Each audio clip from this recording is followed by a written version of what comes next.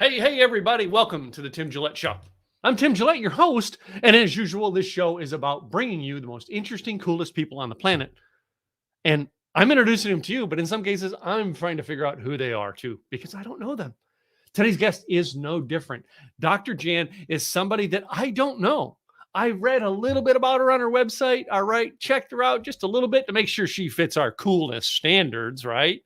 But other than that, we're going to get to know her live on air today. And that's what the show is all about, getting to know some of the coolest people on the planet and how they're helping people like you and me make a huge difference in the world. Let's bring Dr. Jan up here right now. Dr. Jan, how are you? I'm just great. How are you? Oh, man, I'm good. I'm glad you asked how good I am. But like, this isn't about me. It's about you today. Okay. Did I tell you that? Is it about you today? Okay. Okay. Dr. Jan, whereabouts? All right. First of all, let's get on this. Whereabouts do you live in the world today? I live right outside of Chicago, Illinois, a south suburb of Chicago, and it's called Calumet City, Illinois. I have heard of Calumet City, Illinois. It might have been in a Blues Brothers movie or something like that, but Okay. I've heard. So, you know what I mean? Did you grow up in the Chicago area, or is that someplace you moved to as an adult? No, I grew up I was born in Dallas, Texas, but my family moved up here. So I've been living here. Well, I was 2 years old when my family moved up here, but we lived in a housing complex, the projects as they called it, All Guild Gardens, which was on the south, as far as you could go, on the south side of Chicago. So really, you're a success story that came out of the projects. Isn't that cool? Very true. Wow. I love it when I meet the success stories that come out of the projects. That just like makes my day. Because you know what I mean? And I'll bet though, right, growing up, there's a lot of people you grew up with that are still today going, well, she's lucky. Look at her. She's lucky. And I'll bet it had nothing to do with luck. I had to bet you were a hard worker. Both. But it also has to do with my looks. Because well, you are good looking, but yeah. Well, no, because on December 5th of this year, I will make 80 years old. You are 80 years old. I will be in a couple of months. Wow. Wow. I always love it when I get these 80-year-olds who look like they're 30 on my show. I'm just saying, this is a privilege I get every now and then. Okay. Yeah. Well, Dr. Jan, all right, you know what I mean? So you're close to 80 now. How long? And let me go in before we go. How long? Let me ask, what is it that you help people do, and what is your business built around? Okay, I am a relationship communications coach, and my niche is adult daughters and their aging mothers. And I help adult daughters navigate the challenges in this changing, dynamic roller coaster relationship. I help them reconcile.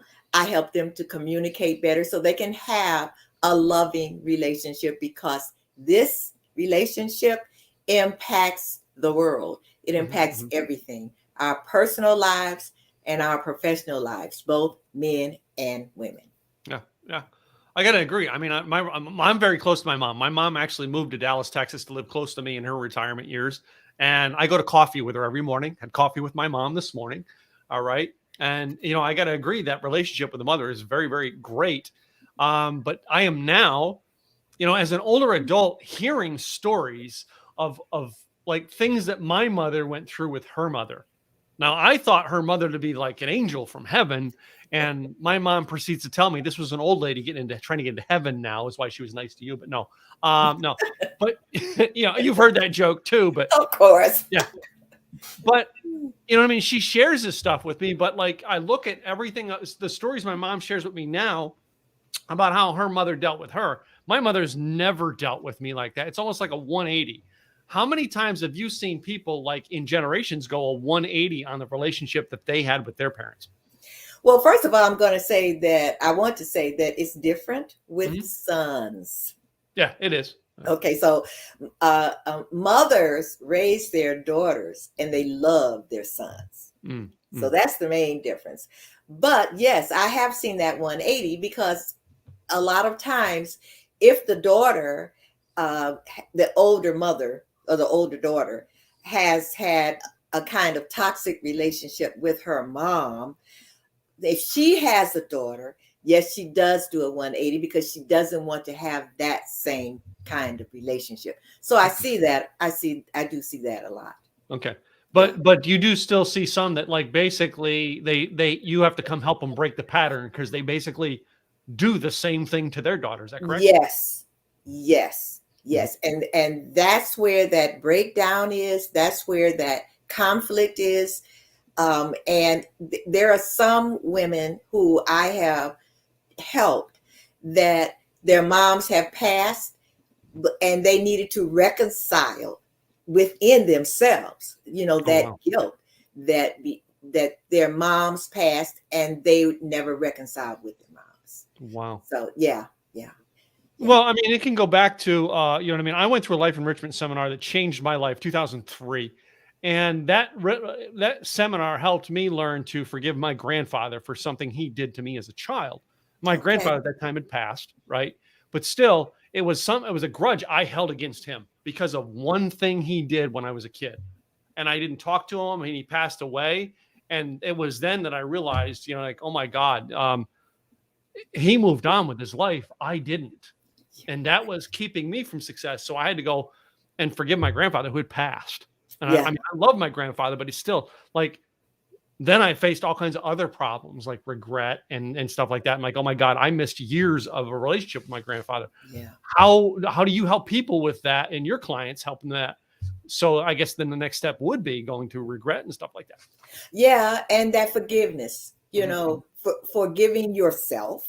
Yeah. Yeah. Because of the grudge that you had. But one thing with women, ask them, have you ever really had a really down to earth talk with your mom Mhm. as to how she was raised? Yeah. Because then you can see, oh, this is why she's like this, or this is why she says these particular things. This is why she raised me that way. And so when you can look back to understand that, because I got into this really because of the relationship that I started having with my mom as we both got older. But I Wow. never really knew how she was raised Yeah. until, we really sat down and we talked and I asked all kinds of questions and I thought, oh my God, these things that I have been holding against her from teenager, oh, she's so controlling, Mhm. Mhm. this, that, and the other. Then I look back after speaking with her and I thought, oh, wow, no wonder she's like this. Yeah. And that's one way that that reconciliation can take place. Yeah. And with daughters whose moms have passed, we go back into that and that forgiveness. You have to forgive yourself, for like you did, Yeah. for holding a grudge when you find out stuff. And then it's like, okay, then they go through that period of time where I lost all of this time. Yeah. Well, you didn't know any better. Forgive yourself Yeah. and Yeah. forgive your mom or your grandmother. Yeah. So, and it's interesting, I mean, you share this about, most of us are solving problems in the world that we figured out in our own self. All right. And I find it interesting that you yourself, same thing. I, what I mean? I can go back and look at, issues that personal issues I had to deal with in my own life. And I loved my dad, even though my dad wasn't around, because my dad worked a job, not because my dad was like, he left my mom. No, he worked a job that kept him working all the time to be able to support his boys and make sure his boys and his wife had a home to live in. You know what I mean? So I was taught a different thing about my dad than most boys would be taught. Like, well, your dad doesn't care about you because he's never home. No, I was taught dad's never home because dad didn't have growing up and he's working to make sure you have a Right, roof over your head, right. which made me love him even more. And then as an adult, I had a great relationship with my dad. Wonderful. Yeah. The relationship with my mom, you know what I mean, was an iffy relationship till I was I was close to 40 years old before I really started to get close with my mom. Okay. You know what I mean? So it's like we all have ups and downs in our relationships. I'm curious, do you have kids and how's the relationships with your kids? I have one son. Okay. And we have a very good, loving relationship. Cool. Yeah. Cool. And well, I'm not going to say that because I'm not going to say what I was going to say because I'm sure that he's looking or watching, so I'm not going to say that. But anyway, yeah, we Your mom have loves an you, excellent Sean. relationship. Yeah. Um, And since I only have one child, one son. yeah. So, and it's interesting because, like, I had from my first marriage, I had one daughter. Now I have two stepsons. Like, I didn't have boys to grow up. All right, I had a daughter growing up. You know, I helped my daughter grow up, and I have two stepsons that basically I met their mother, and we got married after they were both over 18 years of age. So it's a different relationship with them than it is with my daughter. Of course. But I find it interesting. You know what I mean? It's like, you know, you're basing this on the relationship you have with your mom, and we talked about girls and their moms, right? Now, my mom had she was the only girl. She had several brothers, and then my mom marries my dad, and she has 4 boys. So she's around a mom raising boys, and then me. Now my other brothers have. I mean, my youngest brother now has 2 girls, but me, I was the boy who had a daughter. Like, this is the first daughter in my, granddaughter is the first daughter in my mom's life. All right. And my daughter now is in her 30s, but it's interesting how, like, families change. All right. And you're going like, man, well, I got to talk about the relationship with women, but then you had a son. So did that influence going, okay, I'm realizing how I'm raising my son is based on how the relationship went with my mom. Mm-hmm. Yeah. And that's true. And I'm sure my son is not married yet, but I'm sure that when he gets married and the woman he chooses probably more than likely will be based on me. You know what I'm saying? Yeah. Oh, yeah. So I mean, there's a lot of ups and downs and a lot of interesting ways life goes. All right. But, your story kind of very much reminds me of, I have a lady friend here in Dallas who basically she was put up for adoption as a child. She's a great spiritual teacher here in the Dallas area. And she got to reconcile with her mom, I want to say in her 30s. All right. Her real mom, got to meet her real mom. And now there's a relationship there with her real mom that she never had throughout her whole life. Do you work in any cases where some cases like that, where a mom had to put a child up for adoption, and then later on in life, they reconnected because there was a loss there? I haven't done that, but I've had a client who had a bad relationship with her mom because the father wasn't there. So she found her father, and she never knew who her father was. Wow. But she found her father, found another family. And then after she spoke with her mom about the fact that she found her dad, then she and her mom reconciled because they had a difficult relationship. But I haven't had a daughter yet that was adopted and reconciled with the mom. I haven't. No. I mean, and I know one. All right, come on. Of all the hundreds of thousands of people I've met over the years, I know one. So it's not like it's a regular thing. It's just one person I know, and it's only because I know her name's Julie. It's only because I know her very closely. We're we're connected here in the Dallas area very well. So, so let me go back and ask you now. All right, some other things going through your past. When did you decide to get into this business? Make it your business to going into helping with your mom, with moms and daughters like this, and when was it like just an idea, and when did the idea turn to a business?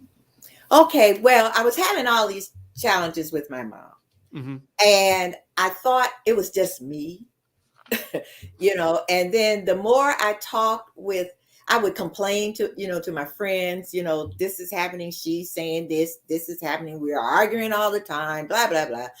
And so one day I was talking with a friend. We were in a restaurant, and the booth behind me, the woman tapped me on my shoulder and she said, I don't mean to butt into your conversation or be nosy. She said, but I'm having that same issue with my mother. And I thought, okay. So I decided to do some research. So I did an anonymous research with 50 women across the United States, Wow. from age, I think I said age from 45 on up. Mm-hmm. And and I had different questions. And 80% of the women were having these challenges, with that relationship. And I started reading a lot. And like I said, the big man in the sky, the Lord, the universe, tapped me on my head and said, you know what? This is a situation that happens all across all cultures, and you need to write a book. So the first thing I did, I wrote this book. Where is it? That right there. And the book is entitled The Secrets to How Not to Throw Mama from the Train. And so I started, going to book fairs, and also I wasn't really helping, I wasn't coaching or anything. I started going to book fairs, and marketing my book, and the different women would come up to me and say, well, okay, well, do you help women? Do you help? I need help, or my girlfriend needs help. And I thought, wait a minute. And so I gave a mother and daughter kind of retreat. And I had these different women to break out in groups. And oh my God, I wouldn't have, they had the mothers and the daughters, but I wouldn't have them in the same group. And I say, talk about your challenges, blah, blah, blah. And when they came back together, I was kind of amazed at what I heard from the different. And so then I started, got one person. I said, I want to see how this goes. And it kind of exploded. And I thought, oh my God. So now wherever I go, networking events or whatever, and I say what I do, I get these, oh, wow, where were you when? Or so, and it's been, I would say maybe about, I've been doing this now, like I say, maybe about a little over 5 years. Yeah. So, I mean, it's interesting though. I mean, so later in life, you found this out and go, okay, I need to fix this problem later in life. And do you have personally have any regrets to I wished I would have done this earlier? No, you know why? Because I didn't know. I didn't know that because my mom and I'm the only girl with 3 brothers. And, you're like my mom. Okay. And, we were always tight. We traveled together and, shop together and stuff. So I didn't know there was this kind of issue at all. So I really I can't look back and say I regret it because, what you don't know, you don't know. Yeah. So, you get your callings, your purpose, it depends on when it's going to come. And mine come through my experience. Yeah, it came through my experience. Well, I mean, and I think it's great. I mean, as you shared earlier in the show, you're going to be 80 years old and you're still out there learning and growing and helping. I know people who are all talking about retirement. All right. Do you think like you're ever going to retire from helping people do this? No. As long as I can. Yeah. Yeah, well, as long as I can. I kind of agree with that because, I mean, I knew, if you don't know my story, I knew Zig Ziglar personally, and Zig never thought he retired, even when he couldn't go out and speak anymore. He still didn't think he was retired, right? He never thought was going to graduate until the day his doctor said, well, Zig, you're going to die real soon. And he said, great, now I get to graduate finally. Because he was like, life's an experience moment. You know what I mean? You experience this until the day you die. There's no, well, you only experience this till 65 years of age. No, you experience it. Life's an experience until the day you die. So, yeah. And that's very true. That's right. So when you talk about, coming to whatever your purpose or anything, when you're older, I'll say, although I say I never use the old word, when you're more mature, I also decided to do a TV show. Okay. and it's called Relationship Matters, and it's on the E360 network. I live stream from there, Cool. and also I have encore shows on the JD3 TV network, and so that started right at the beginning of the pandemic, actually in May of 2020. So no matter how old you are, you have to always look forward, and you can't just sit and do nothing just because you retire. I know. You know. Oh, well, and right there, you just showed another example. Just because the world's shutting down doesn't mean I'm going to shut down. I'm going to keep going. Thank you. Right. Yeah. So, and I've had that philosophy too. Very much the same thing, Dr. Jan, is, just because the world shut down doesn't mean my business shut down. I still got in there and still help people. For me, it was because I teach online marketing. I jumped into helping people even more because I'm like, now more than ever, you need me. Let me help. Right. True. And I'll bet you're helping more people during the pandemic because now more than ever, they're like dealing with their own emotional crap because they can't go out in public. So I bet you did. Yes. Yes. Yeah. Yes. Right. What's that 24/7? Especially when we really just, couldn't go anywhere and you were stuck in the house 24/7. Just think, some people learned about each other and they grew closer. Some people learned about each other and they went. So yeah, luckily my wife learned more about me and she's still here. So I'm lucky. I mean, it only took me 2 wives to figure out how to get it right. And wife 3, I think I got this down pat. So 3 years, 3 wives. I have had 3. Well, I'm on my 3rd marriage. Yeah. 3rd marriage for us, and both of us. It's 3rd marriage, both of us. All right. We both failed twice before. 3rd marriage for my husband. Yeah. 3rd time was the charm. Yep, that's it. The unique thing about us is both of us we're not like in huge hatred or mean towards our first spouses.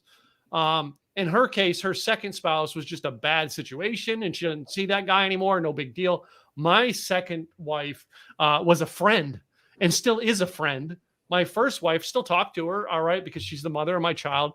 Her first husband, he's been over here at the house for Thanksgiving. And and has even brought his daughter from his next marriage to visit us. Like that's relationships.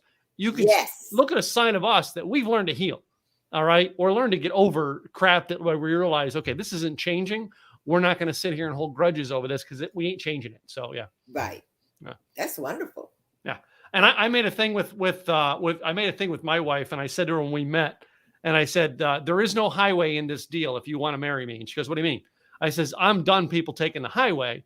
It's my way. Get over it. I love her. It's not I don't all know her, my but I love way. her. Yeah. But like in our condo, when we built our condo out in 2018, she said, oh, I want one room to design my way. And I said, what room's that? She said, the kitchen. I said, go for it. Okay. And I literally was there and wrote the check for whatever she wanted and just kept doing it. Yep. Go for it. Yep. Go ahead. But I got to do the rest of the house the way I wanted it. Right. So, I still took her input in certain areas, but like up here, this is my office up here is painted a different color than the house, just a little bit different. And you probably couldn't tell, but I wanted a different color in my office than the rest of the house. So it's like, but that's a compromise that we worked out.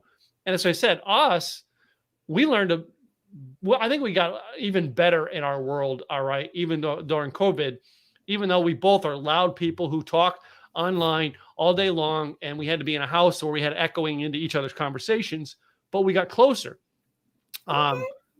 She lost her mom in 2010 to Alzheimer's.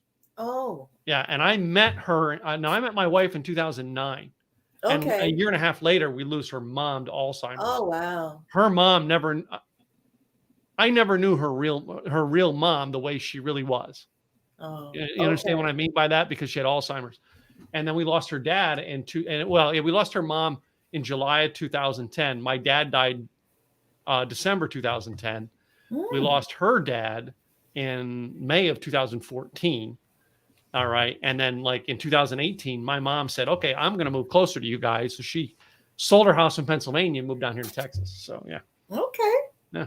So we a big family down here now. Oh, all right. Yeah. Yeah. Well, I'm from Dallas. I go and visit my relatives every now and then. Yeah. Yeah. Yeah. So let me get into something else though. All right. You know what I mean? I want to go in. You're now said you're like kind of hosting retreats, or was that a one-time thing, or that was before the pandemic. Yeah. Okay. Well, are Yeah. you doing like virtual retreats to you know what I mean, to get a group of women in, or no? No, but I am going to give one again in May of 2022. Okay. Okay. And that's going to be probably hybrid. Yeah. Okay. Well, I'm hoping that it can, we don't even have to worry about a hybrid. Turn this phone off. I thought I turned this phone down. Sorry. But I'm hoping it won't have to be hybrid. I'm hoping that, it can just be, face to face. And so I'm going to do that in May of 2022. So I haven't really hosted anything. I do virtual presentations, and with the coaching, of course, that's been virtual. So, but since the pandemic, everything has changed. So. Yeah. I know during the pandemic, I've only done live events up until the pandemic. Now I did like virtual classes, but they were for people who were like inside a membership with me. Okay. But during the pandemic, I started doing virtual events. And like I used to teach people how to use all this virtual stuff for live streaming, but I never used it for an event. And we'll be doing, hopefully, Lord willing, we're doing our first one November 5th and 6th live again, but it's a smaller, downsized version of what we used to do. But like, I still believe in this idea of, in live events, I teach people online marketing, but I take the distraction of the online off for a day. So you can actually sit in a room and learn.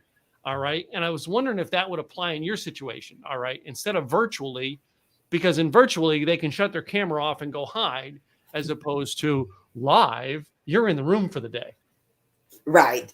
Yeah. Exactly. Yeah. And I would think, your topic's a little more sensitive than mine, that you'd want them in the room for the day. No cell phones, no distractions, things like that. So definitely. But I'm not doing virtual, and it's one-on-one. So, and we are just like we are now. So I'm looking at them and they're looking at me, so they cannot hide. I did a group, and like you said, it really didn't work like I thought it would work, because then, the camera would go off. So I don't know where you are. And some of the ladies really didn't want to share what, really what's deep. So yeah. But it's definitely, of course, much better if you're face to face, if you're live. Yeah, because like I said, there's certain topics that you're going to have to get into live, because people, you get it. All right. You can shut your camera off and hide from it. You aren't helping yourself by doing that, but yeah, you can. You know what I mean? You know that. I know that, but yeah. Right. Excuse me. So the other thing I want to know is, all right, did you have an earlier career, and what was your earlier career before you got into doing this? Well, I was a teacher. I taught elementary school, high school, and college. With elementary and high school, I taught special education, children with learning disabilities, and back then, now it's called diverse learners, but they had learning disabilities, and some of them had behavior issues. And I taught that for, maybe about 15 years. And then I thought, you know what? I think I'm becoming special myself, because I'm having behavior issues. Yeah. And so I got out of that, and then I taught fine arts for a while. Okay. And at the college level, I taught English as a second language. Okay. And then when I retired from education, I came out of the classroom totally, and I was what they call a facilitator for Chicago Public School Systems, and I taught a response to intervention program to administrators, and that's when I ended up retiring. Period. After what, about 30? I think it was 30 years. 30 Yeah. years. Wow. Wow. Mhm. So then I assume that like your education, for, because I mean, you are a doctor, so your Mhm. education, you got a doctorate. What was your doctorate in? Educational leadership. Okay, educational leadership. Okay, cool. So yeah, like my father-in-law had his doctorate, but he was a doctorate in chemistry. Right? Oh, okay. Yeah. He was a chemistry professor until until he retired. All right. Okay. My like in our family, my brother, my one brother that's down from me, he's got a master's degree, and he's the most educated person on our side of the family. Period. Okay. Nobody else has gone that far in our family. I've got a doctorate in hard knocks. All right. And that probably serves you better than the PhD. Well, yes and no. All right. I always say that, what I mean? I've always been somebody who's created businesses. So yes, I've employed people with large educations, but they knew how to do a task within my company that I didn't know how to do. Okay. Right. So that's what their education was in. They had no interest in putting up with the headaches of running a company. That's where that's where we learn our skills in life. You know what I mean? And that's where I learned this is what I'm good at. Okay. I'm good at building companies and running them, but doing certain tasks, nope, not interested in doing a certain task. I will pay you for your education, and I will pay you to do it for me. Yeah, that's the smart way.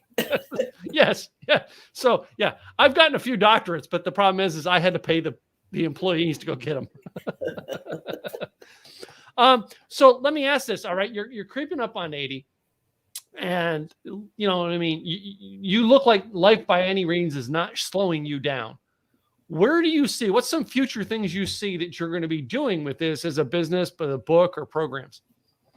Well, I'm right now, I wrote a course and a couple of them. I haven't launched them yet, but on really, one was on speaking and communication. Yeah. Yeah. And so I'm going to do that. I'm thinking about writing another book because I've been asked to, when are you going to write that second book? So I'm thinking about that. And, for as long as I can go, because I say that the 80 is the new 60. So I figure maybe I'll kind of relax a little when I'm 90, 95. Okay. Cool. I just saw a woman on TV that recently passed, and she lived to be 111. Yeah. She worked with Disney, and she said, "Well, I don't know why I've been living this long, but I like it." Yeah. And I thought, "Oh, wow, great! So as long as I can go, I'm just going to keep learning and doing things until I can't." Yeah. Yeah. So like my dad lived to be 40. My dad's lived to be 70. My dad's dad lived to be 40. So, dad got 30 years more than his dad. I'm hoping to get 30 years more than my dad and try to make it to 100. So yeah, we'll see. But I'll be happy if I make it till tomorrow. That's all I ever focus on. If I make it till tomorrow, I'm good. And you are so right. Day by day. Yeah. Yeah. Or you know what I mean? I always heard the old joke. What is the goal of every 93-year-old? To be 94. Okay. One day at a time, enjoy this life, and that has such true meaning.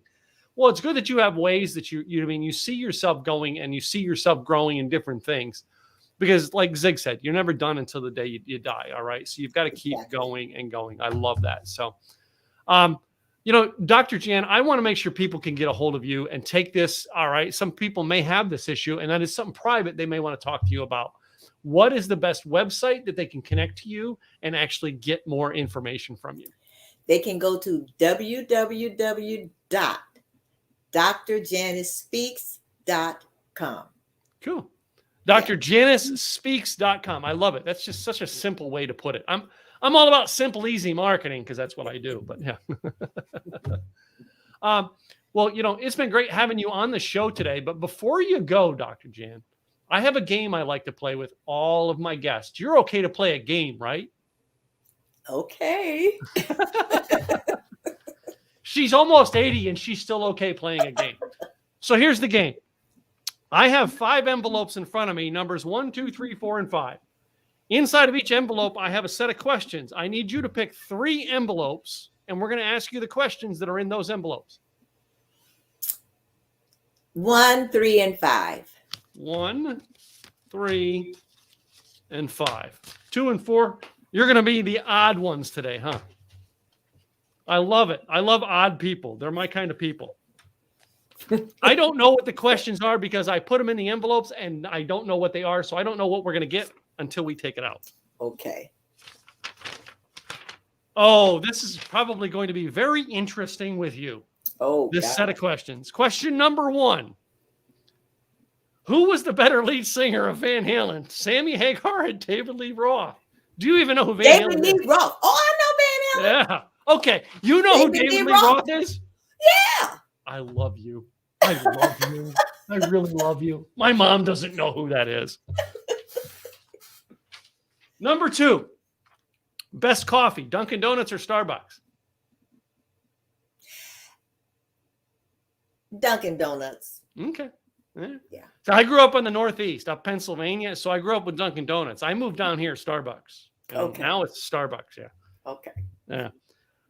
This third question, I'm going to see another one to see how well you know things that, like, I'm curious is, which do you prefer, Star Wars or Star Trek? Oh, I am a Trekkie. Oh my God. Oh, wait. Wait a minute. We got to see this. I'm just going to start with this. Oh, yeah.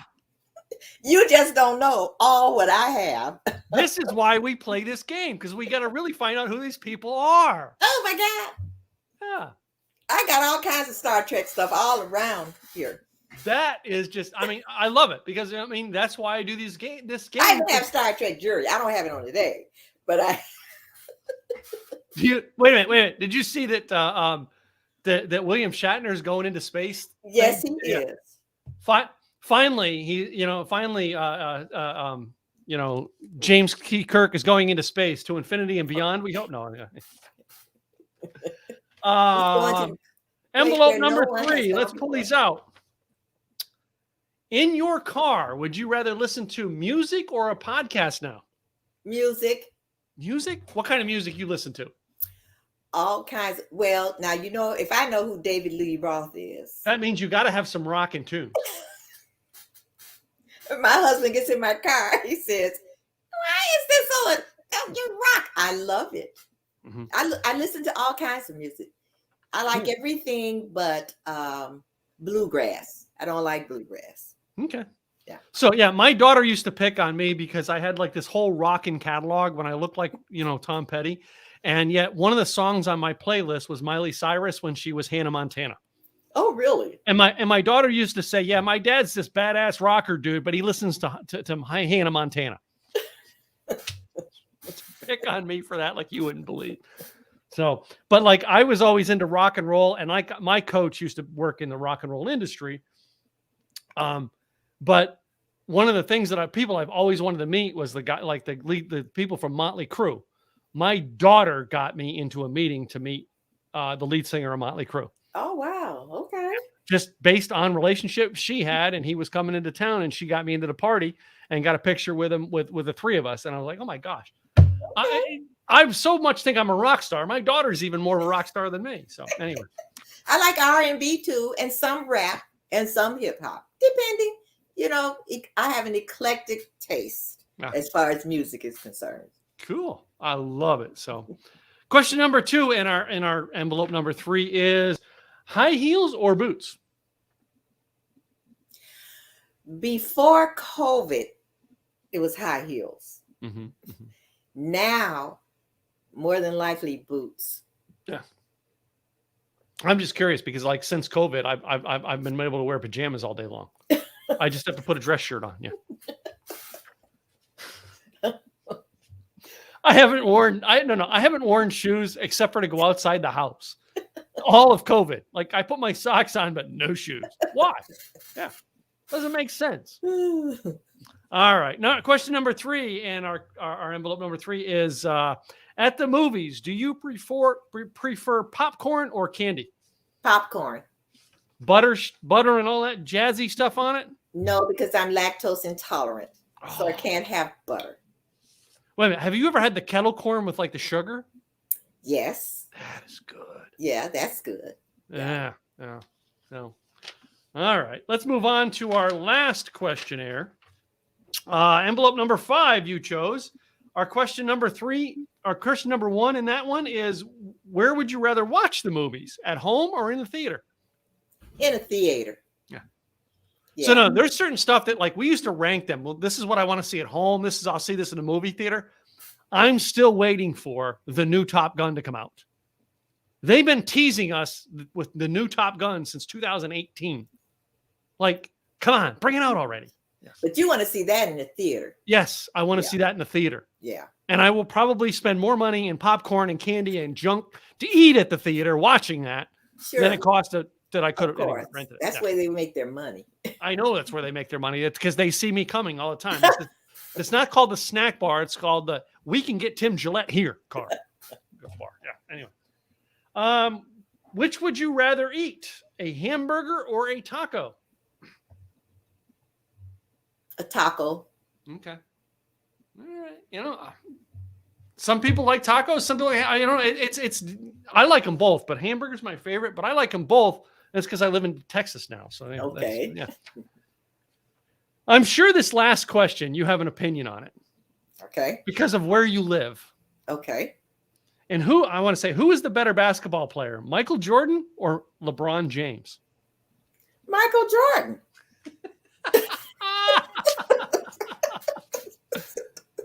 I like to emphasize to those people who may think the opposite. All right, you're wrong. But anyway, I thought it was interesting that you got that question and you live in Chicago. Right. Yeah, really. But I always ask the question, if you noticed it, I say, which was the better? You did say player? Was. I didn't say which one is. Right. Which one was. In other words, like, there's no was, you know what I mean? Because LeBron James is still trying to be. Yeah, he is. He's trying. But he's trying to be. He hasn't realized he's lost. He just needs to quit and give it up. Yeah. Thank you. Yeah. All right, Dr. Jan, I want you to repeat the website one more time so our listeners can come check you out and find you more. It's www.drjanicespeaks.com. Cool. Well, I thank you, Dr. Jan, for being on the show today and letting me get to know you and opening up your world to my guests today. I appreciate that. Well, thank you for having me. It's been fun. Yeah. I've enjoyed it. Thank you. To you, our guests, I want to thank you guys for listening in. Those who are tuned in live and gave us some questions and comments, as well as you who are listening to this on the recording. Without you, we wouldn't have a show. Do me a favor and make sure you subscribe to our YouTube channel, youtube.com/Tim Gillette, or subscribe to Tim Gillette Show where you get your podcasts. I promise you, I'll be back with another great guest, just as great as Dr. Janice, real soon. So it's going to be hard to beat her, but we'll find someone that just might be as good as her. Anyway, I'll see you guys later. Thanks for tuning in. Bye. Bye-bye.